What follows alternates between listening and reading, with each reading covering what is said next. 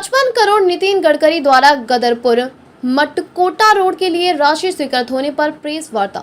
परिवहन मंत्री नितिन गडकरी के द्वारा स्वीकृत 55 करोड़ गदरपुर मटकोट रोड किए जाने पर बीजेपी मंडल अध्यक्ष विश्वजीत मंडल ने प्रेस वार्ता बुलाई और पत्रकारों को संबोधित कर कहा कि कई वर्षों से यह रोड खराब होने की वजह से आए दिन दुर्घटनाओं से जान माल का काफी नुकसान हो रहा था।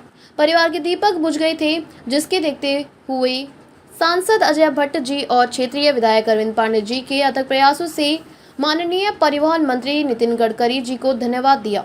दूसरी ओर कांग्रेस नेता किशोर हलदार से कहा कि इस रोड के लिए सभी ने आंदोलन किया। उन सभी के प्रयासों से आज माननीय नितिन गडकरी जी ने 55 करोड़ रुपए स्वीकृत किए। मैं उनको धन्यवाद देता हूं। और इस रोड पर भारी ट्रैफिक रहता है, इसलिए यह रोड कम से कम यह रोड 4 लेन का होना चाहिए। देखिए, ये सबकी जीत है। जिन लोगों ने भी इस संघर्ष में साथ दिया, मैं उनको नतमस्तक होकर प्रणाम करता हूँ, क्योंकि ये जो सड़क है ये यहाँ की लाइफलाइन है। यहाँ पर हर किसी को इस सड़क पर चलना होता है। सिडकोल है, जिला मुख्यालय है, सब चीज़ें नज़दीक होने के बाद दिन रात लोग चलते हैं। और 2 दर्जन से ज़्यादा दुर्घटनाएं जिन्होंने अपने जान गंवाई है, इसलिए हम लोगों के लिए बहुत पीड़ादायक है। क्योंकि मुझे लगता है कि यहाँ के विधायक जी ने भी अपना बेटा एक रोड एक्सीडेंट में खोया है, तो मुझे लगता है उनसे ज़्यादा पीड़ा और कोई नहीं जानते कि अपनों के खोने का गम क्या होता है। संघर्ष बहुत लंबा रहा, लेकिन 55 करोड़ मुझे लगता है इस सड़क का पुनर्निर्माण के अलावा चौड़ीकरण भी बहुत ज़रूरी है। क्योंकि जब तक चौड़ीकरण नहीं होगा, इतने कम में, और यातायात बहुत ज़्यादा है, जब तक ये बाईपास चौड़ीकरण नहीं होगा तो ये समस्या फिर भी बरकरार रहेगी।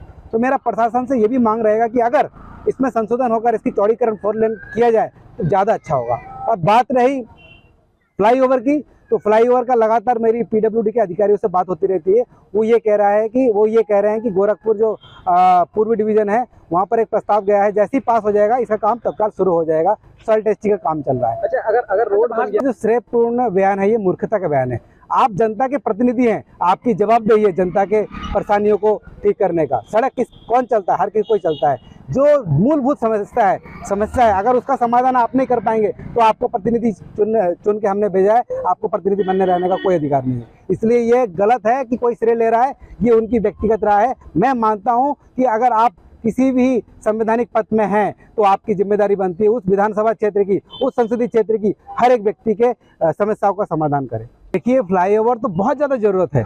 लोग घंटों जाम में फंसे रहते हैं, क्योंकि शेंटिंग की अगर प्रक्रिया नहीं होती तो मुझे लगता है लंबा जाम नहीं लगता। क्योंकि ये जो जिंक ऑक्साइड की जो कंपनी है केमिकल की, यहाँ पर हफ्ते में 2 बार गाड़ी आगे पीछे होती है, इसमें कम से कम 3-4 किलोमीटर लंबा जाम लगता है।